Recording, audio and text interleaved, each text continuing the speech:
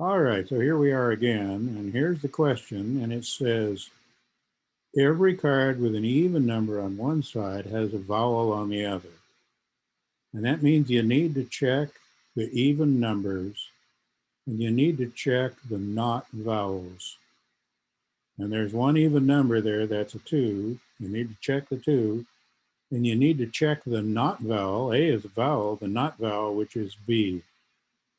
And the way to check this is you can construct a truth table and find out if it's consistent with the proposition or not.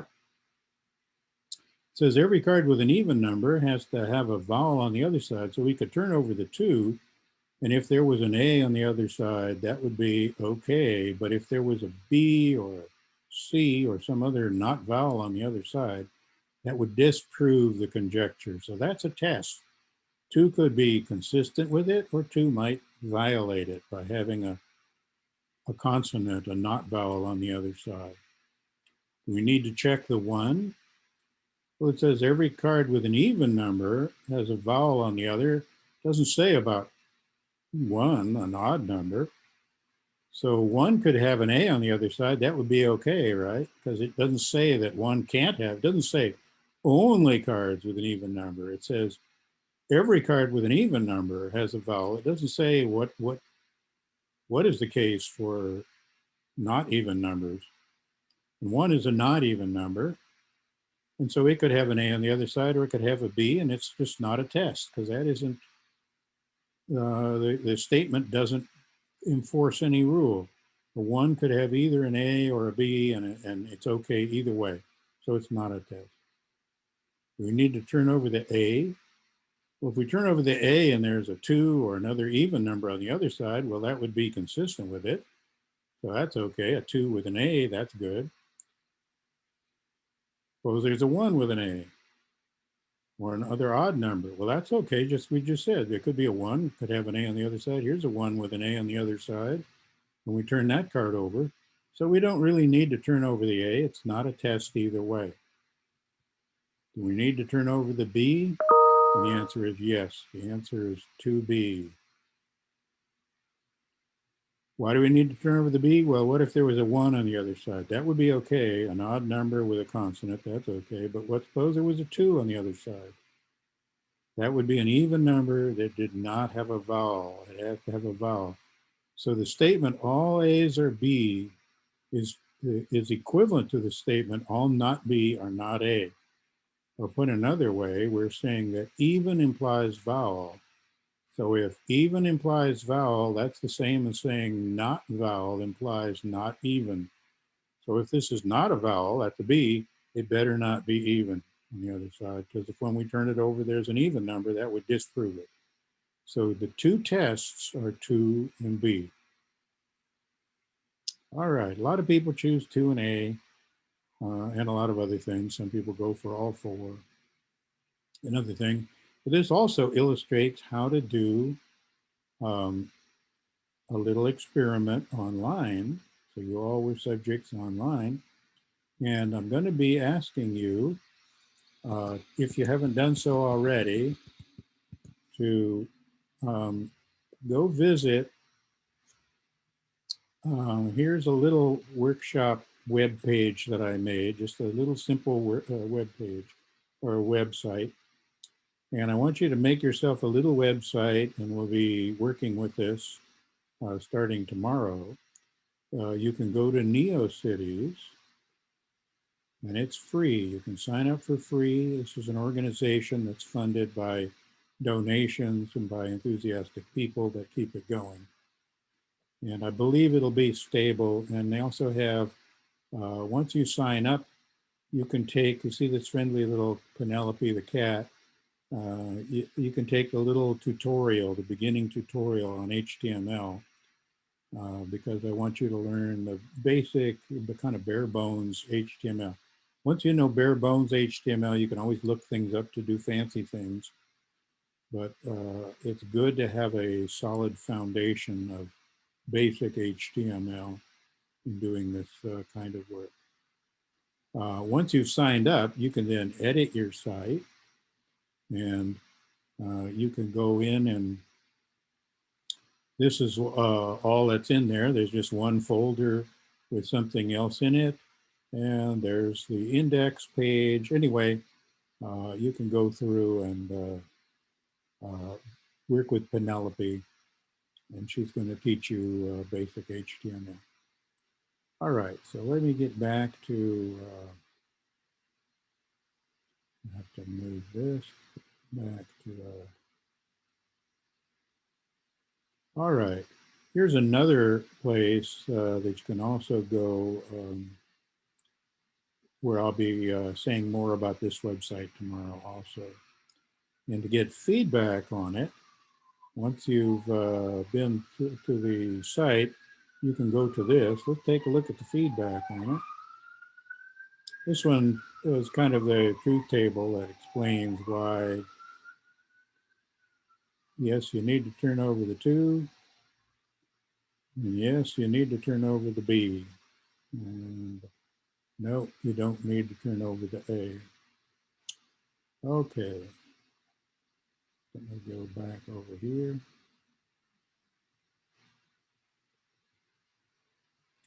Now, can we deduce a true conclusion from false premises? So we've just seen that if the premises are true, and I shouldn't have to add this, and your deduction is logical,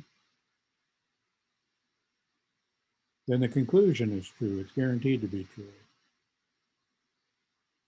Is it possible to deduce a false conclusion from true premises if you're using deduction?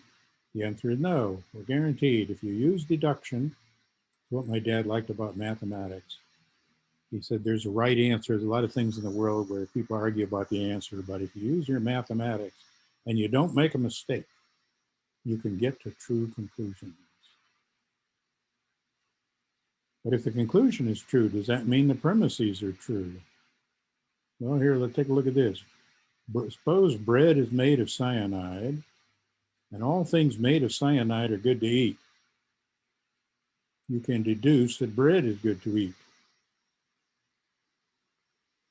Now, people will say, they called me a fool, but I proved my theory was true. They said it couldn't be done, but I ate the bread, and that proves that bread is made of cyanide, and everything made of cyanide is good to eat. I'm proving it every day. I eat bread and I live. So I proved my theory true by eating bread.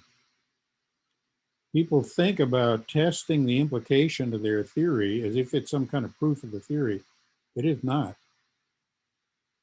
If you check what the theory implies, well, that's consistent with the theory, but it doesn't prove it true. And so eating, the more bread the person eats and lives, its theory has not become more credible at all, has it? Some people say, yes, but this is the Bayesian way. I don't want to get into Bayesian arguments right now. It's a pseudo-Bayesian argument. So if you get a true conclusion, it doesn't validate the premises. And this is a debate that I had with a person who was one of the leaders in the field of judgment decision-making, Norman Anderson, who talked about validating functional measurement by showing that the implications of the theory were satisfied. And when they were satisfied, he felt he was validating the theory, measurement scales, and everything all at once. Here's the way his argument would go. The first premise, question is a very general one in psychology, one that goes back to the German psychologists, and I'll be lecturing to a lot of Germans, to German psychologists of the century before last, of the 19th century. They were interested in breaking things down into their parts and their elements, and the question is whether things just added up. How does the mental chemistry work? Is the whole equal to the sum of its parts? Is it an overall impression simply a linear function of the components? For example, how much would you like somebody who's intelligent and kind? How would you like somebody who's evil and malicious? How would you like somebody who's a phony and mean? How would you like somebody who's quiet and blunt? So you could ask people how much you like somebody combined, sort of a combination of their characteristics. How about how much would you like somebody who's malicious and intelligent? Or somebody who's mean and understanding? So the premises are that there's sensations produced by the physical stimulus. So the adjectives each have a subjective value, and these are independent of each other. So the meaning of the word mean or intelligent or kind are independent of the other adjective that paired with it. But the psychological impression is an additive combination of the components, and that the overt response is a linear function of the integrated impression plus a random error component. And if these three premises are true, the curves will be parallel. There'll be no interaction in the analysis of variance if you do a factorial design of the adjectives. And I'll show you how to do that and run it online tomorrow. And you can estimate the marginal, from the marginal means, you can estimate the scale values for rows and columns. And the curves, if these premises are true, the curves will be parallel. We can estimate the scale values. The curves can't cross, and they should be parallel. They should be. So if these statements come out to be true, does that mean that the theory is true? And I contend no, and no more than eating bread proves that bread is made of cyanide and everything made of cyanide is good to eat. We'll get into that in more detail tomorrow.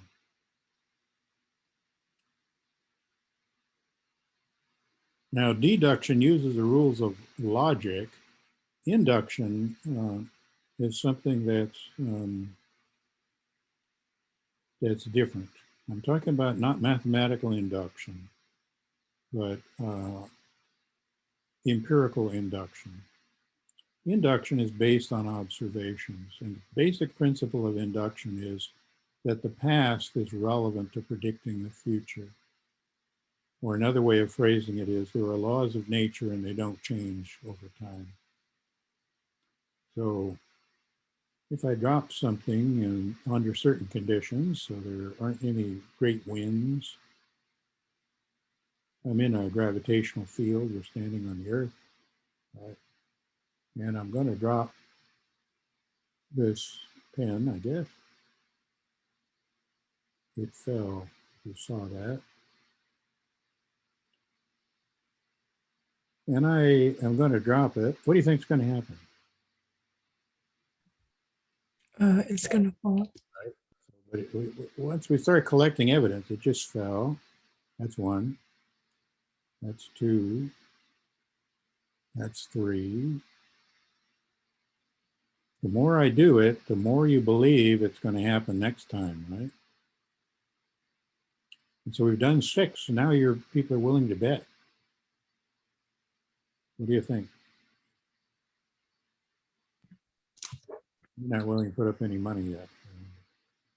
At some point, people start to be willing to bet on things like this, especially if they had odds. And so the idea is if something has happened consistently in the past, you start to believe it'll happen the same way if the conditions are the same. So I'm not out in space, or in a space station or something like that. I'm in a gravitational field and standing on the Earth. I don't have a wind blowing up from underneath. You start to believe it's going to happen. Now, induction, though, is a slipperier thing. For example, there's the old man who thought he would live forever. First, he thought he might die in his sleep. He went to bed alive. He woke up alive the next day. And he did that day after day after day. And after about 1,000 days, he said, maybe I'm going to live forever. So he went to bed alive and he woke up alive. He went to bed alive. He woke up alive. And he started to think he was going to live forever because another 1,000 days went by. He's got 2,000. I mean, we're getting ready to believe this is true after about 6 or 10 times, right? This guy had 2,000 instances. What's wrong with his argument?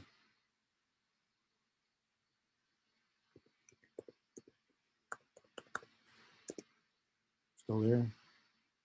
My screen went away. I don't know what you saw. Were you still seeing me? Yes. Okay, good.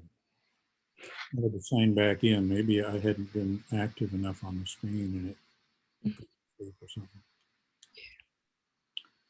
All right. What is the error that he's made of logic? He's using induction. He said, I went to bed alive, I woke up alive, I went to bed alive, I woke up alive. I start to think the more cases he collects, the more evidence he has that he'll live forever. What's wrong with the argument?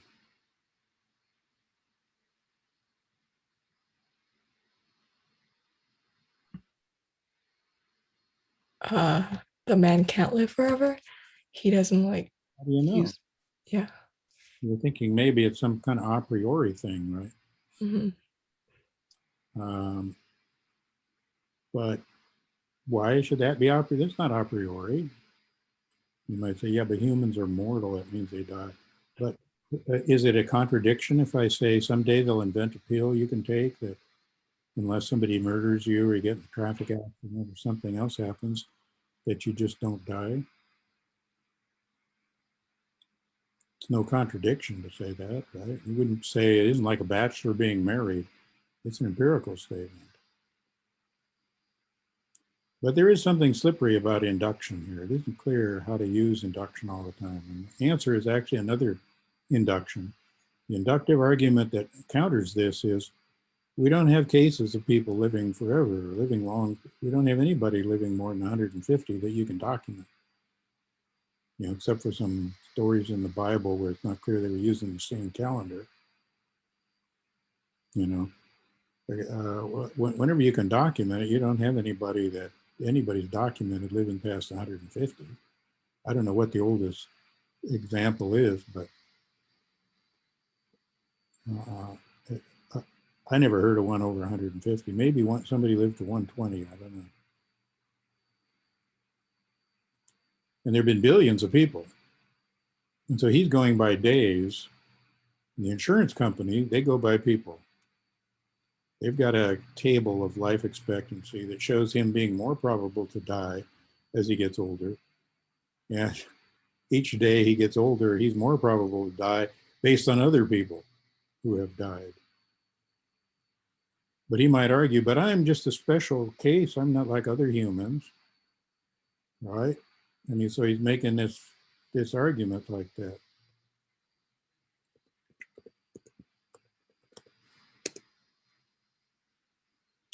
So induction is a slipperier business. Okay.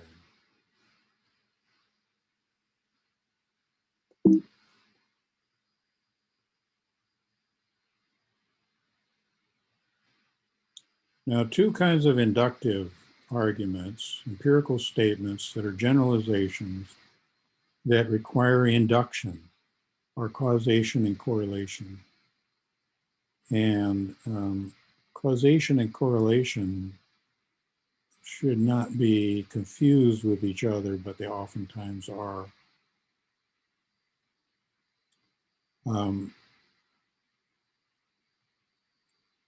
Correlations are based on surveys, and we're asking if X predicts Y, whereas causation is based on experiments where you manipulate X to show that a change in Y has happened.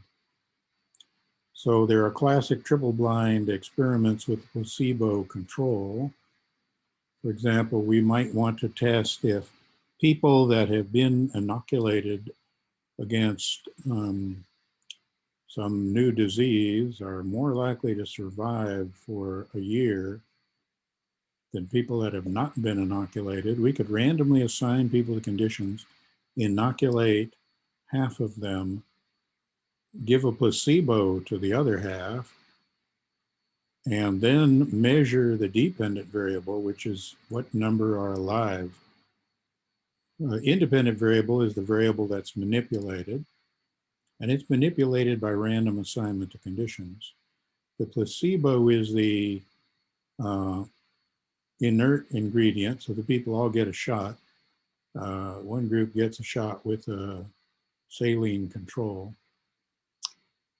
It's triple blind, meaning that we keep secret um, from the patient whether they got a placebo or a shot, because we don't want the people, when people think they've been given a placebo, then they go somewhere else and get a real shot, or they go to another country, or they go do something else, or maybe it just discourages them to think that they've been given a placebo, or maybe it encourages them when they think they've been gotten a placebo. They might be better off with the placebo than with the treatment. Um, but at any rate, you don't want simply getting a treatment to confound the results. Um, we don't want the patients to know. We don't want the doctors to know, because what happens when the doctors know? They say, oh, but I like this person. I better give them the shot because I believe the shot's going to work. And so I'm going to move people from one group to the other, because doctors don't always understand the reasoning of, you need to really know if the shot is helpful or harmful. You don't want to mess up the experiment. You want to know for the good of humankind, you want to actually have the right answer to your question of whether your treatment is beneficial or not. So the first level of blindness is the patient shouldn't know. The second level is the doctor shouldn't know. And the third level is the judge of the dependent variable shouldn't know. And in this case, the dependent variable is pretty objective. It's whether the person was alive or dead. And so that's a pretty objective thing. But you don't want, if it's a like psychiatric study, you don't want the psychiatrist who's doing the evaluations of people after they have or haven't received the treatment. Maybe they're on a new antidepressant drug or a new kind of psychotherapy, and you don't want the psychiatrist to say, oh, you've been receiving a new treatment. I think you're actually doing better than, and they rate the person as improved, you see. Similarly, you wouldn't want, everybody should receive something so that the patient doesn't simply say, well, I'm taking the new drug, so I guess I should be better. I better tell you that I'm happier, I'm feeling better, and actually just try to make the study look like the drug is beneficial, try to help out the experimenters, by being nice, so that's why you don't want them, you want both groups to get the shot. So if the judge of the dependent variable, it might be the subject who says how they feel. Pain medication, the person's rating how much pain they're in. You don't want them to think that they didn't get anything, so they should be given a pill or a shot or whatever it is, so that they don't know if they actually got the active ingredient, because that's what you're really trying to evaluate, not just the idea that they got something. So all these terms are classic terms you'll learn when you take an intro psych course. Triple blind study. If they're just two levels of blindness, people talk about double blind, that's where the patient doesn't know and the doctor doesn't know. And a lot of studies, the doctor is also the judge of the dependent variable, or the patient is. And so if you get those two, you're okay. But in some studies, you have a third group of people who do the evaluation of the dependent variable. Maybe a psychiatric study where there's another independent group of psychiatrists who are evaluating the psychological well-being of the person based on an interview. So, or you might have a skin cream and you have an independent panel judging how nice the skin looks, as for judging the effect of a skin cream that's supposed to improve your complexion. And what's statistics for? Of course, inferential statistics is to determine if the difference is significant, and that's where hypothesis testing comes in there. I have a classic example here with an insurance company that wants to know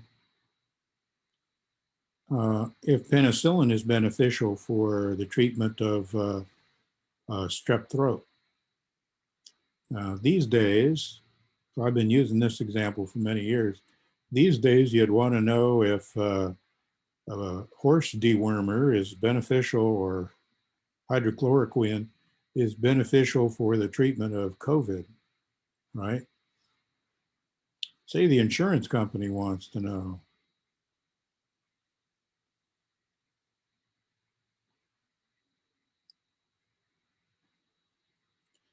Suppose we do a triple blind study for the effect of a treatment for penicillin. That's an actual effective drug for strep throat. We have a triple blind study. The doctors, the patients, and the coroners, they're the ones who judge if you're alive or dead. Don't know what group they were in, whether they received the placebo or the treatment in the experimental group. Let's say you can reject the null hypothesis. And in other words, we find that more people survive in the treatment group. The treatment group is significantly more likely to survive than the placebo group. So we conclude that penicillin is beneficial for reducing the rate of death due to strep throat. Or say we discover that monoclonal antibodies are reduce the likelihood of death to COVID. Now we do a hospital survey and we ask two questions. Did the patient get penicillin or not? And did they survive this year or not? Are they still alive at the end of a year? Turns out that those who received penicillin are more likely to be dead this year in a survey. You get why? And the answer is because penicillin isn't perfectly effective. And what do you do when somebody's about to die in a hospital? You think, oh no, we've given them an infection with something. It could be viral, in which case there is not too much we can do for them. It could be fungal, but probably it's bacterial. We'll give them penicillin because that's what we can do. So that's last rites in a hospital. People that are about to die get penicillin. Some of them it saves, some of them it doesn't. But people who receive penicillin are more likely to be dead. People who receive monoclonal antibodies, I didn't receive any last year. You know, people that didn't get sick didn't get monoclonal antibodies. Among people that had COVID, the ones that received it in the experiment are more likely to live because it's beneficial. But if you just looked at all the people that got it in the hospital, it doesn't save everybody, even though it's effective. It's going to look like, oh gosh, the people that received monoclonal antibodies, a lot of them died. So surveys and experiments oftentimes show opposite results. And that's the difference between causation and correlation. The insurance company is interested in both facts. So let's think about insurance and how insurance works. If I'm the insurance company, or maybe I should put you in the position of the insurance company. You're in the insurance company. Let's see, what are we looking at? Life insurance. So you're thinking of selling me life insurance. Um, and I know you like me, so you want me to be good, but you got to pretend you're in the insurance business, in which case you make money, right? Do you want to sell me insurance if you think I'm going to die?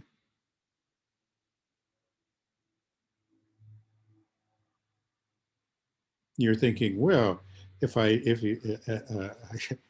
buy the insurance, it costs me $1,000. You get to keep the $1,000 if I live, right? Yeah. If I die, you got to pay me 100,000. Oh, okay. Right. No. Yeah. Or you pay my heirs or somebody. Yeah. So your Mhm. wife will collect it, I guess, and or my Yeah. children. So when you sell insurance, you want the person to live. You want them to pay you their bill first. Mhm.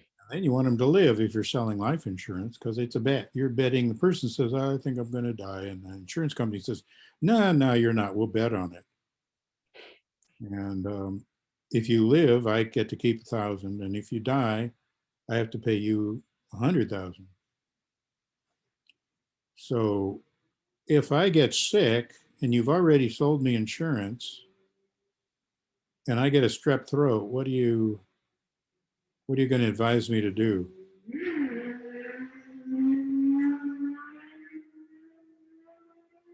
Wait.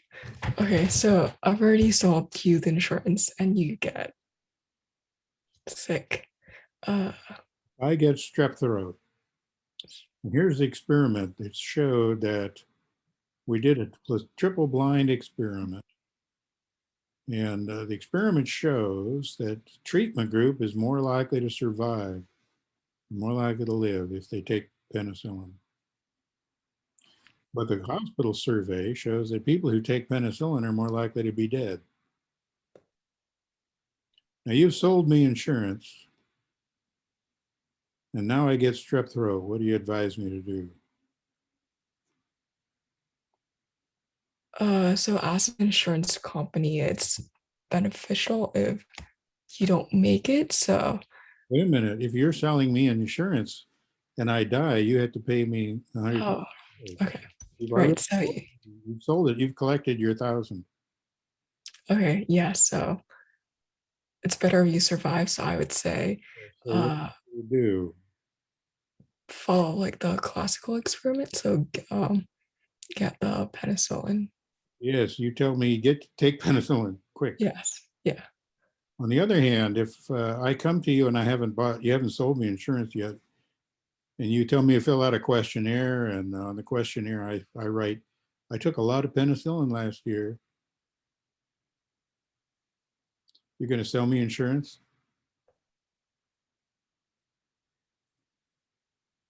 No. No, you don't want to sell me because penicillin predicts death, Yeah. but it causes life. Mhm. So it's puzzling to a lot of people. Correlation and causation are different things and can be in opposite directions. Yeah. So if you're in the business of selling insurance with respect to prediction, if you ask me, how many times did you see a doctor last year? And I say, oh, lots of times. And you're thinking to yourself, he has cancer, he has something, he has some terrible disease, he has to see the doctor all the time, right? On the other hand, if I get sick, you tell me, oh, go see a doctor. So seeing a doctor causes a person to be more likely to live, but people who see the doctor a lot are not in good shape.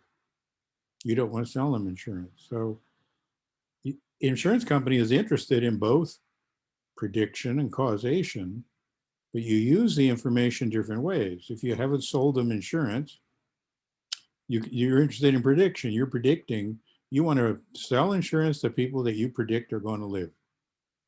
But if they're already insured, you want to cause them to live. So you want them to receive the treatment. Um, okay.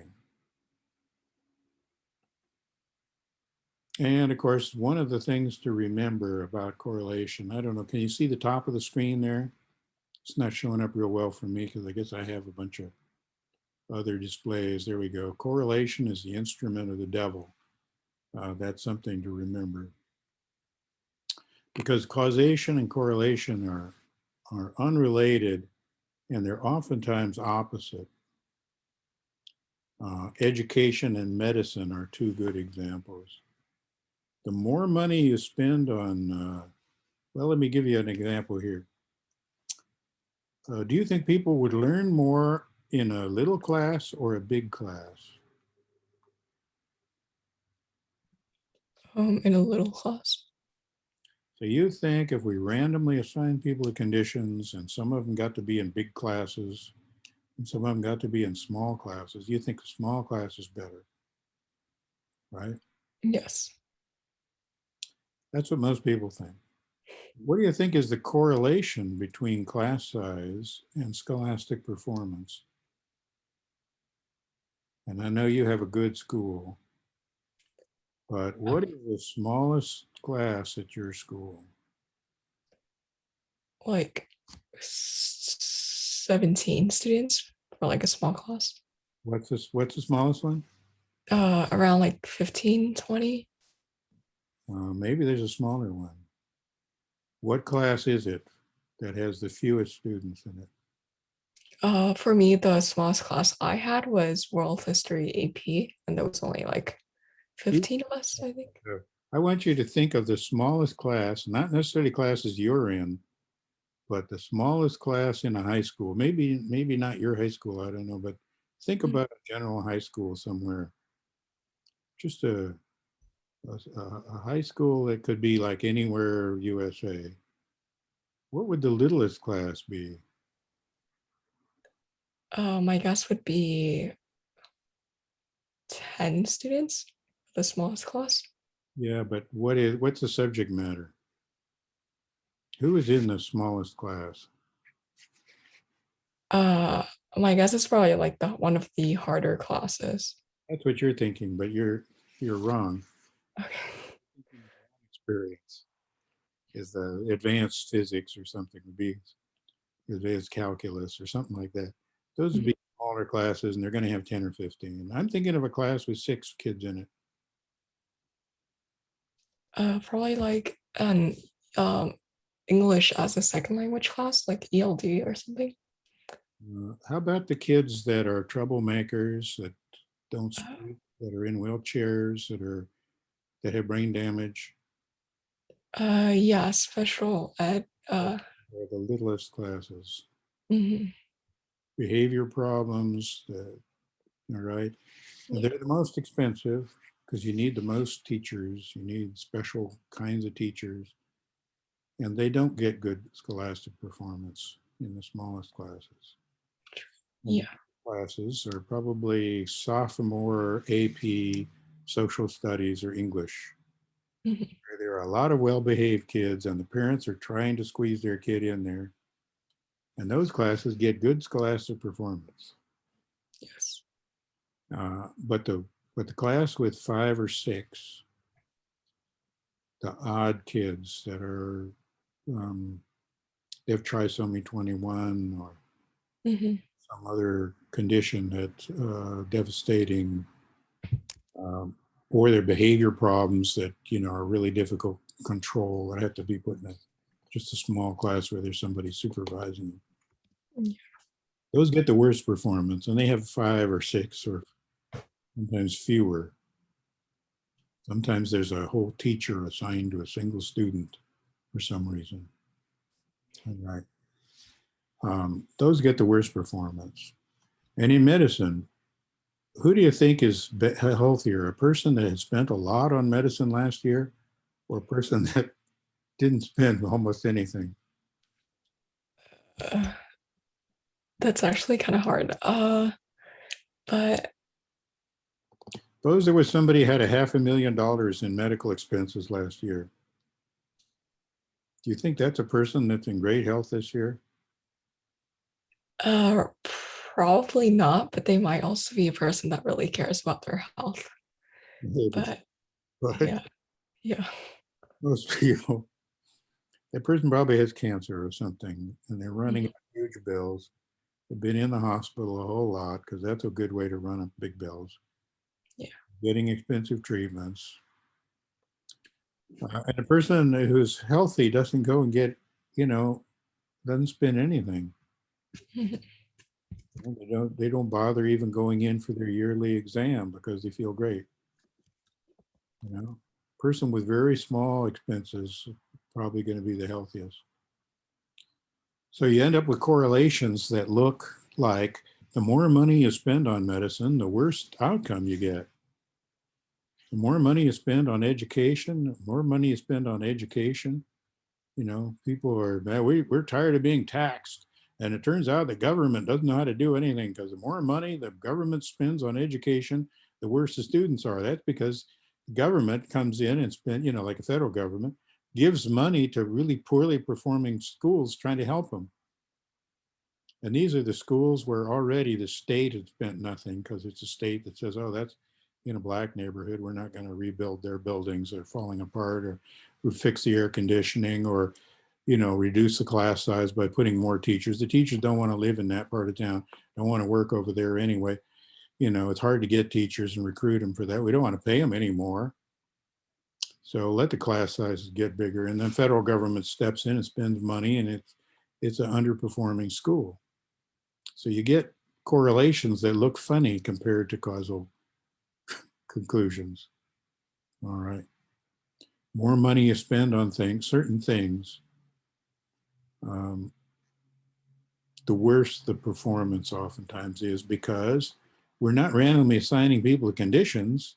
That's where an experiment shows that putting the money in helps. Randomly assigning people to conditions shows penicillin is beneficial.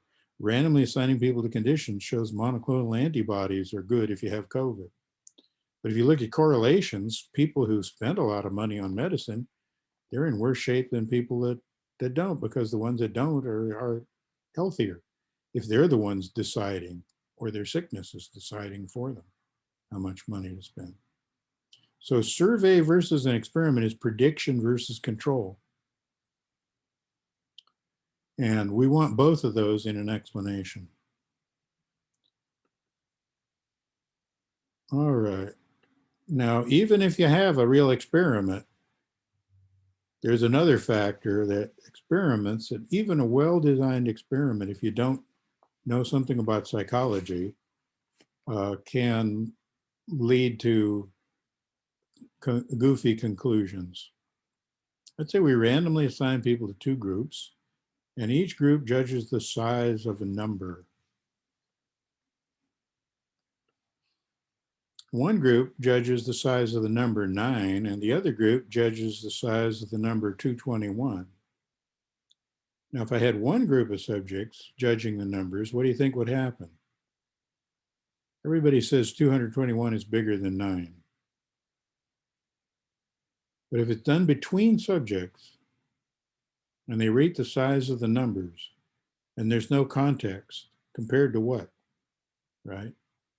So we're having a measuring instrument that's confounded here basically by being a between subject design without a standard. It turns out that 9 is significantly bigger than 221 on a rating scale. People rate 9 big, they rate 221 small. Why? Because 221 makes you think of 999, and it's not very big on that scale, right? And 9 makes you think of a scale from 1 to 10. So 9 is pretty big on that scale. So it's like between subjects, if you don't have the measuring instrument independent of the subjects, you can come up with strange conclusions. So in psychology, you got to watch out for between subject designs where the subject is not comparing the conditions. To some degree, the pain medication study could be confounded also. You have to be very careful when people are rating their own pain and they're not clear on what it is they're comparing. So I would like to do a pain study where you take the placebo for one headache. Let's say you're a person with chronic headaches, get a lot of headaches. They give you pill A and pill B, and you take pill A for one headache and pill B for the other headache, and then which headache was worse after you took your medicine? And one of them was the placebo, and one of them is the medicine, the new medicine. Or maybe one of them is the old pain medicine like Tylenol, and B is the new medicine that you're trying, the new version of over-the-counter pain medicine or something. How much more effective is this than Tylenol? Is it better or worse? And the people just compare them rather than just rate how much pain you're having between subjects. I would rather do it within. There's a lot of things within and between subject designs that give you opposite conclusions. So you have to worry about confounded contexts in between subject designs. So I've gone over the criteria for an explanation. Should be deductive, and we talked about deduction. should be meaningful. We talked about empirical meaning as being testable. It should be predictive, which means in principle you could have predicted the results in advance if you knew the explanation. Causal, and we talked about causal experiments. In general, I didn't say a whole lot about, but general is the idea that you can deduce other implications from their new tests. There are a lot of other things you can do to test the theory. And the greater the generality, of course, the more we're going to like it. Here's your assignment. You're working in some field of psychology to a lot of people. Can you write out a set of premises to account for behavioral phenomenon that satisfies all 5 criteria? And then think to yourself, how would you reject your theory rather than denying the phenomena you set out to explain? This is a classic preliminary orals question for PhDs.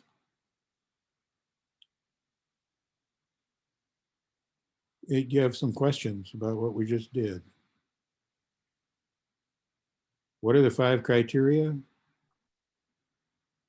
Oh, deductive, meaningful, predictive, casual, and general. Causal and general. It could be casual too, but we want it to be causal. Causal. Oh, sorry, causal. Yes. So we want the explanation to have a causal explanation in it. That means in principle, we can manipulate it. Now, I might have a theory about the masses of stars, that if I put 2 stars together and got to a certain mass, it would collapse and turn into a black hole. Can you picture me putting 2 stars together? Sure. In your mind, you could picture it, but Yeah. can I actually do it? No. I can't actually do it, but in principle, I could. And so you understand what I'm saying. Mhm. So in principle, we understand causation, even if in practice, we cannot at this time, maybe at some future time, we'll have some way of doing it, of actually doing experiments by combining stars. Maybe there'll be some sort of ray that can move stars around, Yes. you can combine them together or add mass to something, make something happen. But we can't right now do it, but we have causal theories. So the theory is still qualifies as theory, even if in practice we can't yet do we can't do the studies that would really be the causal studies we'd like to be able to do. Yeah. All right. So I think I've gone over what it was that I wanted to do. And I think I'll stop the share and stop our video here. Where's my...